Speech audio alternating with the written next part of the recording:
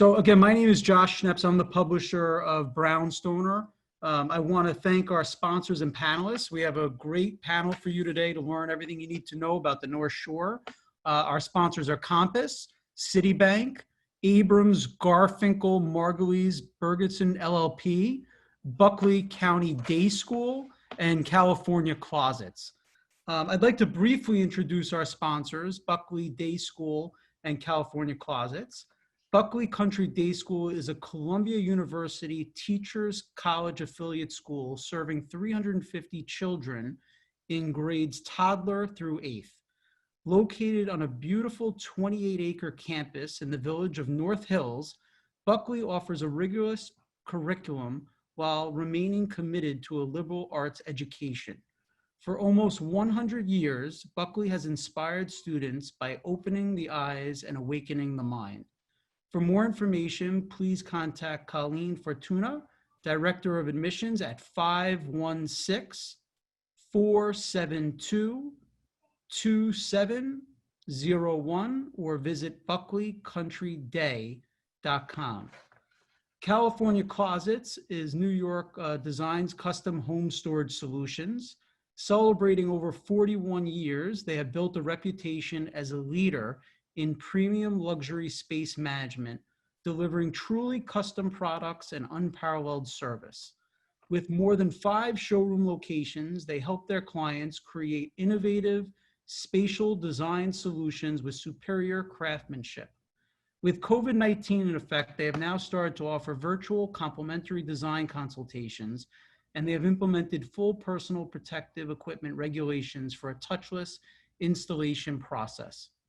For more information, call 914-592-1001 or visit the California Closets website at californiaclosets.com.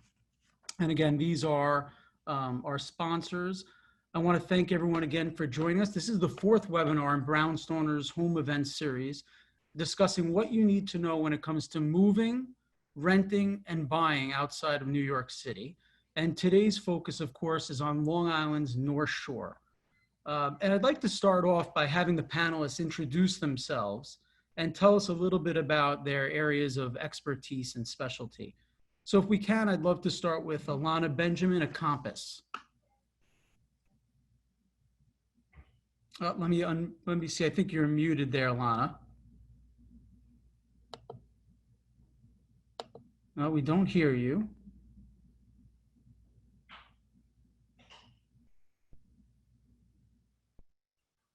Why don't we start off with Neil, and Alana, if you could check your connection. Let's Sure. Neil Garfinkel, please. And so my name is Neil Garfinkel. The name of my firm is Abrams, Garfinkel, Margolis, Bergson. We are a 25-year-old law firm. We have offices in California, Manhattan, and Long Island. I'm a Long Island guy myself, and my specialty is real estate and banking. We represent purchasers and sellers. We represent lenders. And I'm also known for representing the Real Estate Board of New York and their 14,000 or so real estate broker members. Terrific. Alana, let's see if your connection is working there. I think I'm good. Can you hear me? Yes, absolutely. All Terrific. right. Key element for a webinar is to hear. So I'm Alana Benjamin. I personally live in Port Washington, but I cover the North Shore of Long Island. I am actually in this very moment sitting in Manhasset because I am in between showings at the moment. But I cover Port Washington, Manhasset, Roslyn, pretty much anything, Seacliff, anywhere pretty much in the North Shore. And I am at Compass. My office, I have 2 offices, one in Port Washington and one in Manhasset. And I lived in the city, and I lived in Brooklyn for about 5 years, and then I lived in the city for very many years. And I've lived out here for about 5 years, so I can prove that you can move to the suburbs and it will be okay. Listen, everybody wants a broker agent that works hard for them, and we could tell that you're nonstop. I'm in the car. But I think that's going to speak to what the market's like when we get into conversation. So look forward to hearing what you have to say. Um, let's go to Domenick Biondi, if you don't mind introducing yourself with Citibank. Hey everybody, how are you? Josh, thanks for having me. So my name is Domenick Biondi. I work for Citi Mortgage, deal with all aspects of residential lending. We work nationwide, but primarily my business is in the North Shore. I cover Port Washington and Plandome for Citibank. Been in the business for over 16 years, and I'm looking forward to speaking today. Terrific. Great to have you here, Dominic. I think we should jump right in. So, Alana, if I can start off with you, I think what people really want to hear is if you could talk really a little bit about the effects of the shutdown and give us, a sense of what it's like to buy a house right now. So right now, I actually don't remember what phase we are in, 2 or 3. But for a while there, when everything was really, going down, we were not allowed to show. But now we are allowed to show, and everyone is allowed to see houses and going into houses. We aren't seeing a lot of open houses because that, we're seeing them here and there, but lots of appointments, lots of activity, lots of people coming from Brooklyn, from the city, from Queens. Now that, we can actually see homes and we don't have to only rely on the virtual tools that we have, we're still using those, but we're being very careful. We have, very strict rules about masks and gloves and not touching anything, but I've showed, several houses today already. I'm going to show one right now. Everybody just takes precautions, and it's possible to view homes safely, and the market's really picking up. It's a complete delay of the spring market, and maybe even amplified a little more. Everything just got pushed to the summer, which means that I don't get a vacation, but it's okay. We'll need the business, I'm sure. Who needs a vacay? Talk a little bit about, what you're seeing right now in terms of listings versus sales as far as demand. Yeah, so the inventory is quite low. Things are going very fast. Many things in the weekend, even things that are a little bit slower that don't go right in that weekend, we're seeing that, they're going soon thereafter. Maybe something that's priced a little bit higher, once it comes down to the price where it should be, we're seeing the activity. But the buyers are out there. We're definitely having bidding wars, and I'm not saying this to scare anybody because, I'm finding people houses, and, we're working and we're getting people where they need to be, but it's definitely competitive. So we encourage people, a lot of houses also, you have to have your pre-approval or some type of proof of funds in order to see the home, which, a lot of sellers will require. And I think that's fair. Because that shows you're a serious buyer. Right at this point, we shouldn't it's not, necessarily like a hobby. And, most people that are out there are very serious about looking and about buying a home. And so that's why the pre-approval is very important. And just, when things come on, things used to come on a lot on like Thursday and Friday, and people would see them on the weekend. Now we're seeing things coming on Tuesday and having a deal by Friday. So and I think now people have more flexible, work arrangements. Well, flexible, I should say. Everyone, we have our kids at home, but they're working from home. So it seems like people are able to come out a little bit more flexibly in terms of like coming out during lunch or, in the evening as opposed to, when it was a little more regimented with a lot of people commuting. Well, I think that's a good segue going to Dominic talking about financing, because you're saying being prepared. Dominic, if you could talk about, what people should, know and also be prepared for when buying on Long Island, and, maybe also just touch on, where mortgage rates are now, because it seems like that's probably driving a lot of the market too, is that rates have been so low. Correct. And I'll start with the mortgage piece. Rates have been literally at all-time lows right now, and it's increasing people's buying power to be able to afford more of a house. For an example, taking a mortgage out a year and a half ago, you're probably looking at a 1% interest rate reduction on a normal 30-year fixed. That could change your buying power. Take a mortgage from $70,000 to $100,000 more in financing for the same payment. So it's also allowing people to get look into different neighborhoods and get different types of houses. As far as the process goes, preparation, like Alana said, is the biggest piece. People like to sometimes wait until, I want to start looking for a house before I do that, and then they find their dream home, and now they're kind of behind the 8 ball. Citibank offers a Sure Start pre-approval, which allows you to actually get a fully underwritten pre-approval. so that you actually have a commitment in hand when you go to look at the house, and it kind of takes a lot of the legwork and any kind of issues that might arise out of the equation before you even go into contract, and it'll allow you to close a lot quicker and also makes your offer a lot stronger. So definitely, getting into it beforehand, seeing what you're going to need.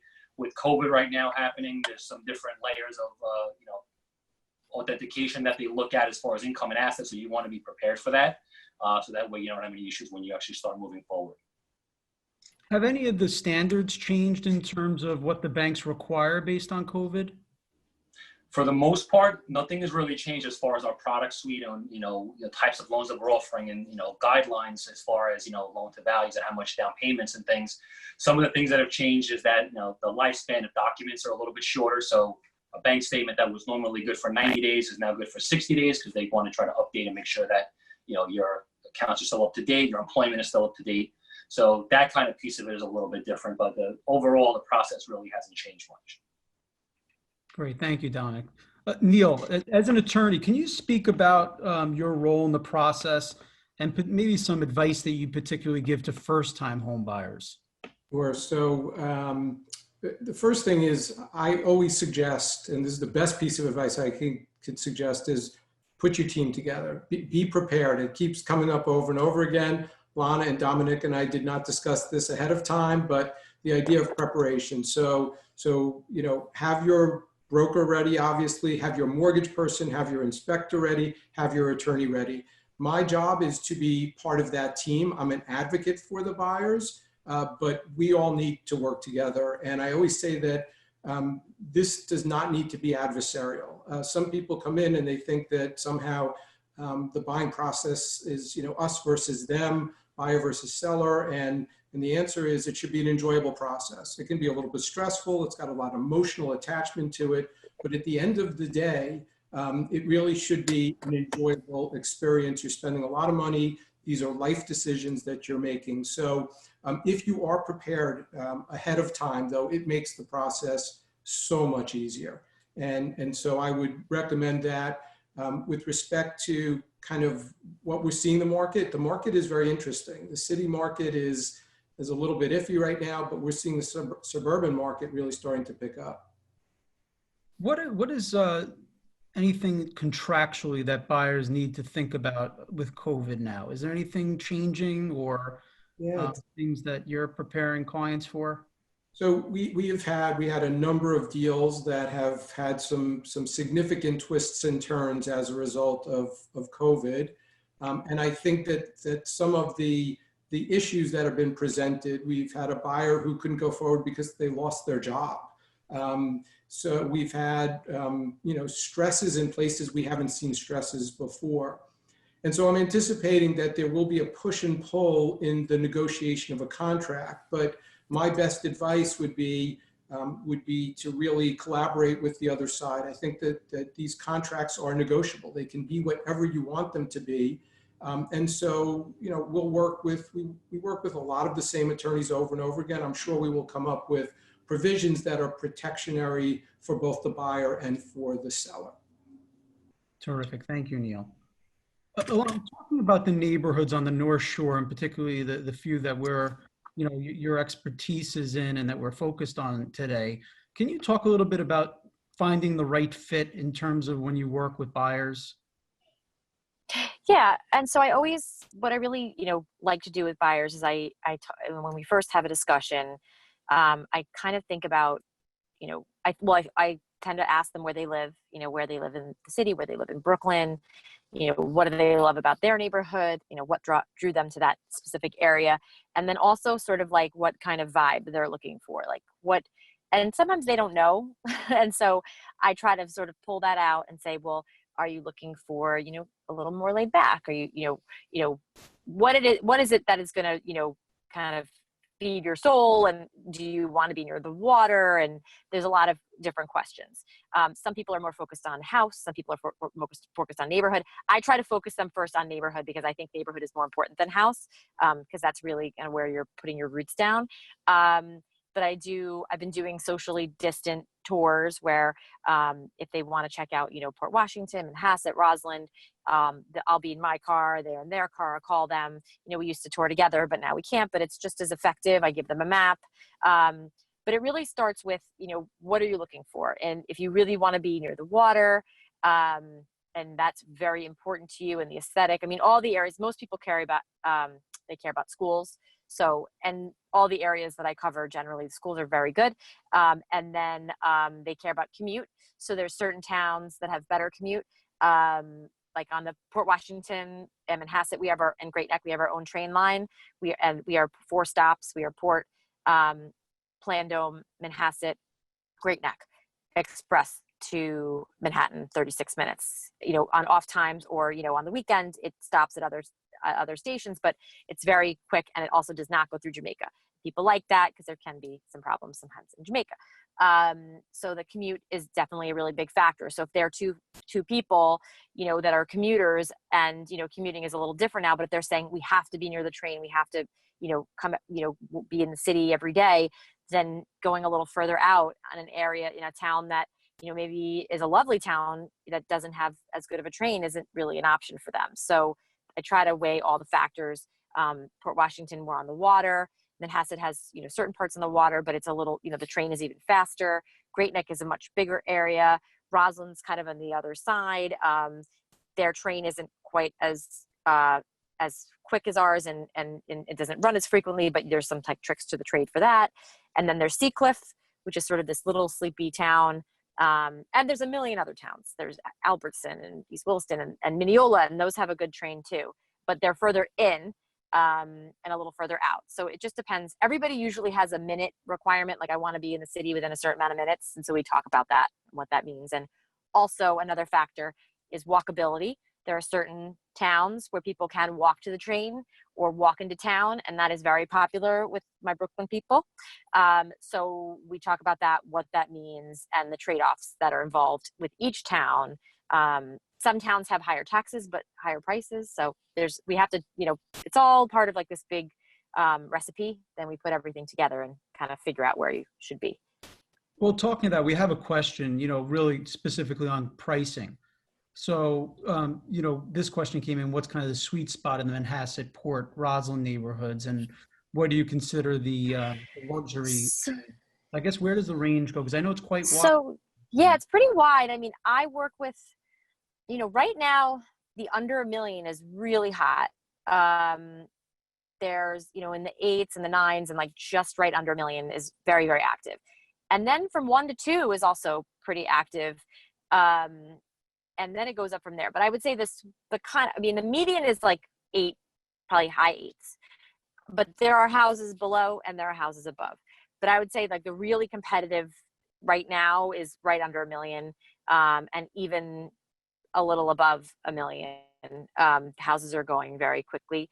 But it depends on what part, which town you're in will get you more money than some other towns, and also how far you are from the train, how far you're from town. You can get more land if you're willing to go. And when I say farther, I mean like 5-10 minutes, not like miles and miles. It's just a little bit farther. But yeah, I would say right now in the 9s is like really active. And there's that spot right under $1 million, right? You know, to avoid that mansion tax, people are really kind of clustered. And then it does jump. We're seeing activity pretty much all over from like 700 to like 2-ish, like a lot of activity. And then the higher end there's activity, but it's not like this. Can you talk a little bit to the taxes in some of the towns, how that range Yeah. also? So the taxes are like, we could spend a day talking about taxes. But Nassau County, we just reassessed our taxes because there's a grievance process. And I'm giving this like a very basic tax. There's a grievance process. There has been for many years where some people would protest or grieve their taxes, and they would say, you know what, my house is not worth this much because of all these things that are wrong with it, and my neighbors are paying so much less. And so you would try to get your taxes down. And then the people who didn't grieve, their taxes would rise. So there was a huge inequity. So Nassau County came in and tried to bring everybody to where they should be. And it's working pretty well, but the taxes are very confusing because I have a listing coming on next week and their taxes are 25, but they actually were assessed lower. So they're going to go down in October. So each house is different. Manhasset tends to have a little lower taxes because they have a lot of commercial. But it really depends on the house. I will look on, there's a tool, my Nassau property, that I will use, and we will discuss the taxes, because just because they're low now doesn't mean they're going to stay low. And just because they're high doesn't mean they're going to stay high. So it's not like a straightforward answer, but we get through it together and I'll explain. And it's actually, all the tools are on the Nassau County, my Nassau property. It's just, you have to figure out how to use them. And I'm pretty good at using them. And if I need help, I will call an expert for you. And Compass also has a great site when you're reviewing your listings. Where the taxes are and everything. Just all the mortgage calculation information. I Oh know yeah, it's yeah. very sophisticated in terms of your platform for people when they're working with you. It does. You know, I joined Compass about 3 weeks ago, so I'm learning all the new tools. So, but yes, there are tools for everything, and there is a sophisticated mortgage calculator that you can use. And you know, people actually these days, they seem to know, like, they're very good with their budgets, and they're saying, I know my monthly is going to be this, and you know, I'm very impressed with how people are, you know, they're, you know, especially if they have their pre-approval, like they know like what their monthly is going to be, and they're aware, and the mortgage broker is an ally, you know, hopefully if you have somebody that can help you, that is very important. Because I just had a deal where they wanted them to increase how much they were putting down. And I said, you know, talk to your mortgage broker, see how that affects your payment. And they talked to them, you know, was no problem for them, but like, I can't give that type of financial advice. That's something for the mortgage broker. Well, we have Domenick here, right, Domenick? You could help us with that for sure. Exactly. What you put down versus what your rate is, or how that impacts your buying power.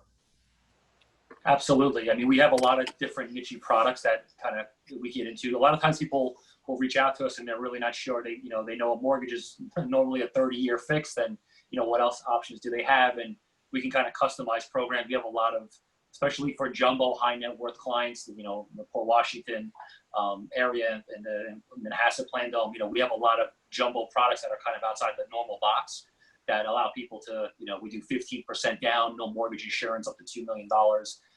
We still do a lot of interest only type of products. We do a lot of relationship pricing. So we have a lot to offer and a lot of ways to structure the loans to make it work for them. Neil, from a legal standpoint, what are buyers typically unaware of?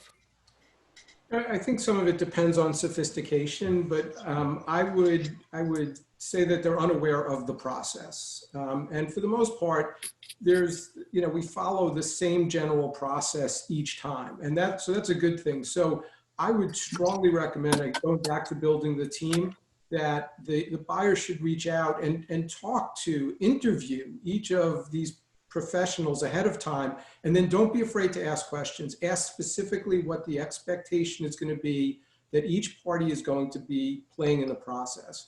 And once the contract is signed, it's like a blueprint for how the rest of the transaction is going to go. And so I like my buyers to be involved. I don't want them to sit on the sideline. I want them to ask questions, understand the process, and truly be involved. And I think that's the most important thing. So, you know, you couple the preparation with the education, then again, the process works a lot better. There are no surprises, and it goes a lot more smoothly. Are there also other things, Neil, that you go into that people don't typically think about in New York City, as far as, you know, maybe a more detailed inspection or dealing with the property itself? Because, you know, many of our viewers are really probably from the New York City area, where they don't deal with, you know, single family homes as much. Yeah, so it's a great question. When we're representing a purchaser of a co-op and a condo, unless it's a very small building or there's a limited number of units, they're probably not going to get that property inspected. The risk associated with a boiler going in a 500-unit building is minimal. The risk of a boiler going in a single family home is significant. And so 100% you are going to want to have a good inspection before you move forward. No question about it. and the maintenance of the property. Don't underestimate the cost associated with maintaining properties, and so on. So again, part of that education process, I think you really want to look into that and understand that. Thank you, Neil. We have questions coming in. I just want to encourage everyone, you can ask questions in the Q&A.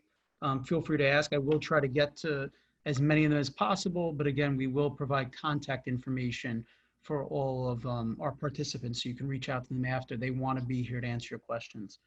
Alana, talk a little bit about the timing of a move. You know, people especially are coming from New York City out to the suburbs. What do you typically say as far as timeline, and what's your recommendation on them being in a position of selling if they need to sell before they make commitments to buying? I always prefer and encourage them to sell before they buy, because even if people say, oh no, I don't have to, you know, there might be some people who have like a property they want to rent and they know that they're going to keep it as a rental, and that happens. But for someone that just wants to kind of carry two and then they'll sell the other one later, it doesn't really matter your financial situation. People always get stressed out. It stresses me out because I don't want you to be carrying two properties that you don't, that you're, then going to be nervous about. So I always tell people, just get the selling process on their end going. We can start looking, but it's just much preferable, because then they're going to understand, also their buying power. We don't really do contingent deals out here. So if you don't have a certain, even if you think that you can buy it without selling it, you might not actually be able to, and your pre-approval may in fact be based on you selling and that's actually a very important detail to talk with Domenick about, because even if you think you can, you might not be able to, and it just makes for it just cleaner. And so I say get ready on your sell side. Let's start looking at neighborhoods. We can start looking at houses, see what you like. A lot of times it's like you have to go through, it's kind of like dating, looking for a house. Like you have to sort of like feel out the neighborhoods, and you have to figure out, what houses you like. Do you like colonials? Maybe you love splits. Maybe you thought you loved splits and you love, maybe you want a tutor, and then you go in and you say, you know what, I don't want a tutor. And so you have to actually be in the house and feel how these houses are. And also some people might say, oh, I want a huge yard. And then they go and see a huge yard and they say, oh, wow, that's going to be like a lot of work for me. And, so everything is like, sometimes it's idyllic. So I think starting at least 6 months before, I like to start with people a year before, because then they can go through, a cycle of, ideally we would have our spring market. And then if you wanted to buy in the fall, you could see some stuff in the spring, and then we could, ramp up in the fall. Now everything is, kind of up in the, confusing, but, everything, it's 60 to 90 for a bank. That's 3 months. So everybody, I always say, work backwards. When do you want to be in? And you're probably going to have to see it's not going to probably exactly line up to when your lease is. So you have to sort of be prepared. If your lease is ending, maybe you have, somewhere to go, or, if you month to month or whatever it might be, but we have to really always work backwards. I say the more time, the better. Like if you have I work with people sometimes for I just had someone sign a contract today. I've been working with them for 3.5 years. That's not the norm, but I'm okay. I'm not going anywhere. So, I'm happy to walk you through. And if it's not this year that it's right, then it's next year. To me, it doesn't really matter. But if you think that you're going to be doing it with the next year, you have to sort of get started, because you need that education, and you need to understand how it all relates. It's not just a house, it's a neighborhood, it's the whole thing. You touched on this a little bit, and we're getting some questions in regards to Okay, sorry, I'm not looking in the chat. No problem. The stock, like what type of it? Are they mostly single families? Are there condos? Are there communities that are better for seniors versus maybe people that are younger with families moving from Brooklyn? So on the North Shore, it tends to be mostly single family homes and two families. We have a lot of two families in Port Washington too. And those can be great because you can live in one half and have income from the other half. For seniors, there's a bunch of really nice options. There's some 55 and over. There's actually one community 55 and over, and people always are asking me, can they move there? I'm like, no, you can't if you're not 55 and older. But it's great. They do the maintenance. The maintenance is actually very low. There's quite a few. I work with a lot of friends whose parents, want to be closer, and so they'll be moving into, and very easy. We have big buildings and like high rises, and then we have townhouses, but those are mostly for seniors. Out here, like on the North Shore, not a ton of the townhouse, at least in the areas that I cover, there's just not a ton. There's a few. There's a couple on the water in Port Washington, and some 2-family homes, but it's really more of a single family or 2-family kind of an option. In Great Neck, there's a lot more buildings, like a lot more high rises. People will buy apartments in there, and they have like amenities and stuff like that. That's a lot more popular in Great Neck than Great Neck's just a bigger town. There's a few in Manhasset and there's a couple in Port Washington, but I wouldn't say that it's the majority of people. And the majority of people coming out from Brooklyn and from the city are either going to buy, a single family home, or if they're looking for that retirement community, there's some really nice, really, really nice attached homes, townhomes, or the buildings. And there's several that are farther. I work with a lot of friends' parents who want, who are looking, and there's some beautiful buildings actually, only like maybe 4 or 5 stories high on the water with lovely views in Port Washington. There's a couple of them that are really nice and walkable. We're also getting questions about the rental market. What is the rental market like right now? It's pretty hot because a lot of people are trying to rent, and I get it. And I was in, not as much right now, but before, like maybe about a month ago, I was like, had so many people trying to rent, and I was like, we were in bidding wars, and I think it's softened a little bit because I think people, kind of are, stepping back a little bit, but there's not a ton of inventory, especially for single family homes. There's more for 2-family homes, more available. For the single family homes is a little bit harder, but definitely doable. It's not like in the city where people would say to me like, oh, well, I want to move in August. Like, I'm going to look like, right before. I'm like, no, it's not like that here. You have to look in advance. We went further in advance, further out than in the city. Like you look and then you like move in the next week. And it's not like that here. Sometimes it'll be a month, sometimes 2. But I'm still getting people in, and rentals are coming in every day. But it's definitely competitive, and finding anything, with 3 bedrooms, more than that, can sometimes be challenging, but there's stuff out there, and there's a couple of things that are sitting that I can't figure out. So it's a little confusing, but it's still competitive, but possible. Neil, I'm getting questions about properties on the waterfront, since obviously the North Shore has some waterfront opportunities. How do people protect themselves when they're looking to buy along the waterfront? I think one of the questions also had to do with flood insurance. And so what happens is there are specifically flood zones. So they should ask their insurance brokers. They will know if they're in a flood zone. Domenick also, as a lender, will be required. They will look at that as well. So definitely something to take a look at. And I think an insurance, again, part of your team, definitely talk to your insurance agent, find out what types of concerns you might or should consider when you live near the water. Domenick, as far as we addressed the timeline question with Alana, but as far as someone thinking that the first step is to get pre-approved, how long does that process take? Because I think there's no reason not to get approved other than people's fear of what's involved with that. So could you just give a little more clarity, I think, on the pre-approval process, how long that takes, what's really needed? So a pre-approval, we're going to require documentation to do that. And depending on your situation, the kind of work you do, the kind of income you have, it can, we can sometimes generate one immediately for you. If you have a more complicated scenario, we probably want to underwrite the file before actually issuing it. And it's really kind of just for your protection to kind of know exactly where you're going to land.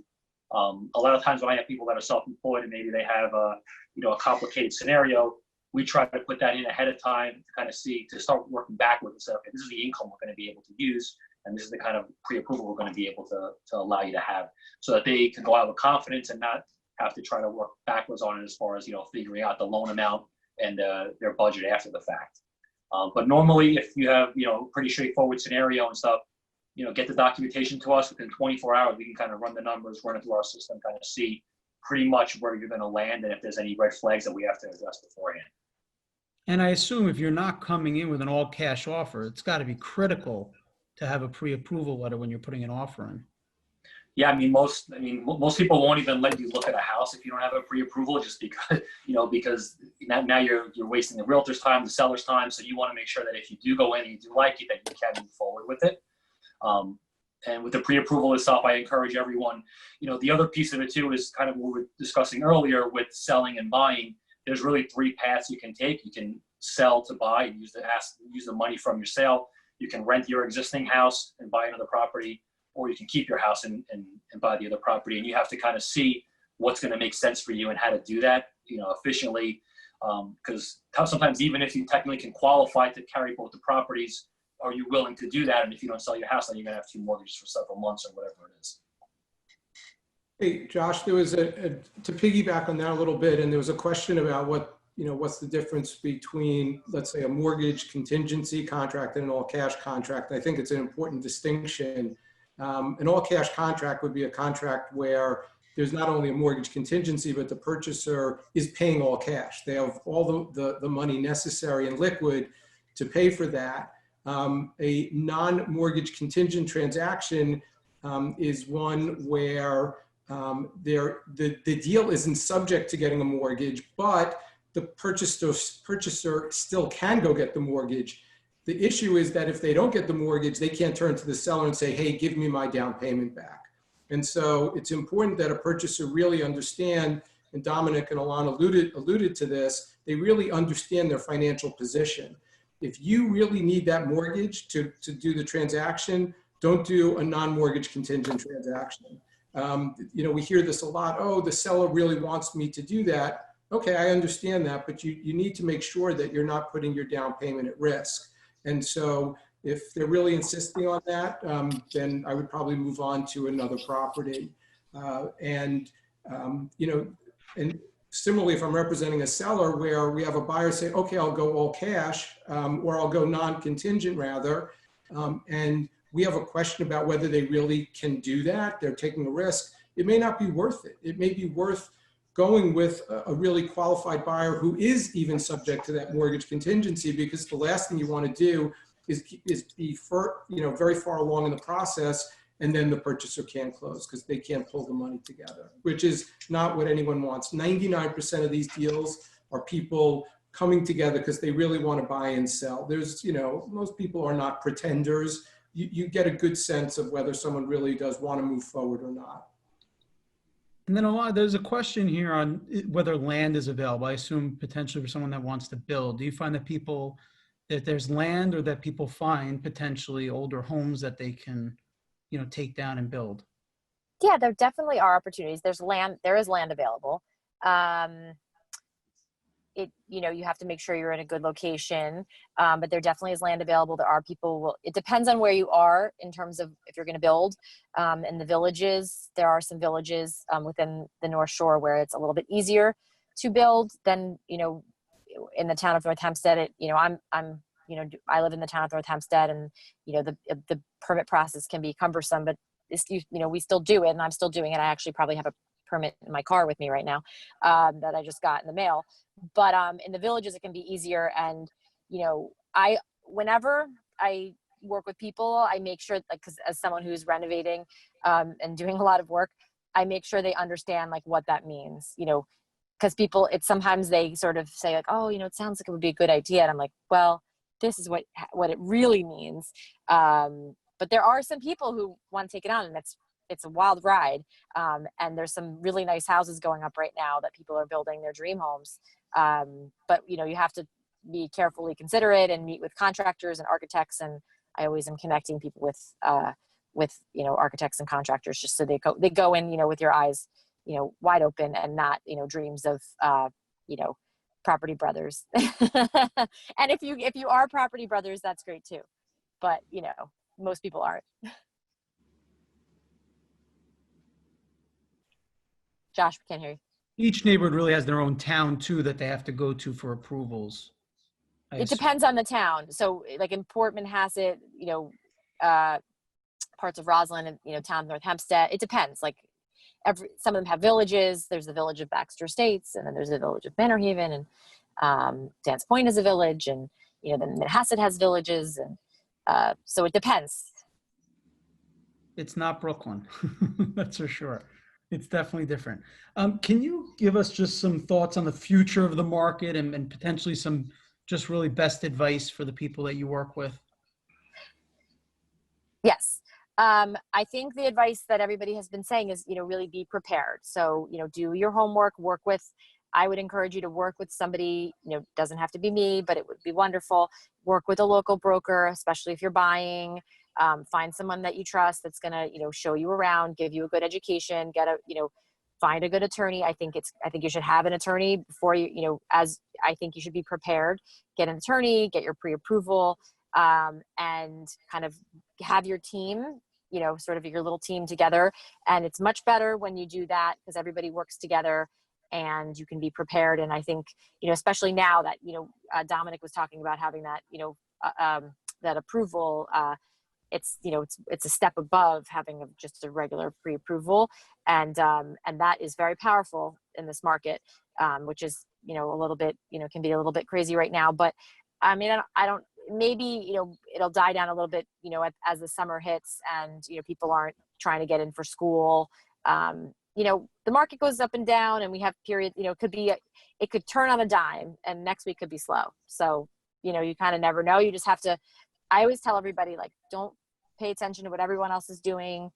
We're going to do what works for you. We're going to focus on the houses that work for you and we're going to get there and not, feed into this whole, like, frenzy. Just, it'll happen and it doesn't have to be scary. Thank you, Alana. Domenick, any thoughts from yourself in terms of where you see the mortgage market going or any other advice that you give to our listeners and watching? Sure. I mean, just overall, just speaking to clients, there's, standing back, looking over in New York, there's definitely people moving out of, the more urban areas into more suburban areas. So North Shore, Long Island, Connecticut, Westchester is definitely getting very hot right now as far as people trying to move, especially if you have children. You want to be in an area where there's a little bit more space. Port Washington and Manhasset, definitely a very community-like neighborhoods where there's a lot of people are very intrinsically put into the neighborhood with their kids, with the neighborhood, with walking around the shops and a lot of local businesses. So if you're looking for that community feel, that's definitely a great place to look. Mortgage rates, I mean, I don't foresee that anytime soon that rates are going to really make any large changes. With everything happening with the economy and everything, rates are low and they're probably going to stay low for the foreseeable future, depending if, what happens with the stock market and everything else. But the Fed's involved with, keeping rates low. And I think they're trying to keep that part of the economy moving along. So I don't see any huge changes with that. So hopefully rates are going to stay low. Someone had a quick question that just popped up while you were talking about whether or not them having to sell their property will impact their pre-approval. It will, because now that if, when you present an offer and it's contingent on the sale of your property, if you're selling a co-op and a co-op transaction could potentially take longer than a purchase transaction, that's going to affect, okay, how long are we going to have to wait for you to actually sell your property and where are you at in the process? So it's definitely something to consider, when you're going to look for places, because your offer is going to be based on that, and it's going to state, okay, well, I haven't even listed my property yet, or I'm already in contract and I should be closing within X amount of time. That's going to make a difference to the seller. Any last thoughts in terms of advice that you have for all those watching? Yeah, I think that, again, the idea of, educating themselves, being prepared, and then finally setting reasonable expectations. So I like to say, look with your heart, but buy with your head. And what I mean by that is it's great to be out there. It's exciting. This is a place you're going to live presumably for a long time, but you need to think like a business person with respect to ultimately how much can you afford. And so if you set those reasonable expectations ahead of time, you don't set yourself up for disappointment. And then finally, I always say this, I've been saying this forever, which is if it's meant to be, it's meant to be. Do the best you can, put yourself in the best position possible. If it's not meant to be, there will be another property available. I believe in that. I think that's a good closing statement, Neil. Thank you.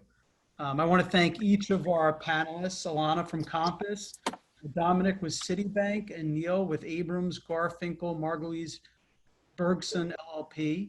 And of course, thank you again to Buckley Country Day School. For more information or to do a virtual tour, please visit their website at buckleycountryday.com or call the admissions office at 516-627-1910.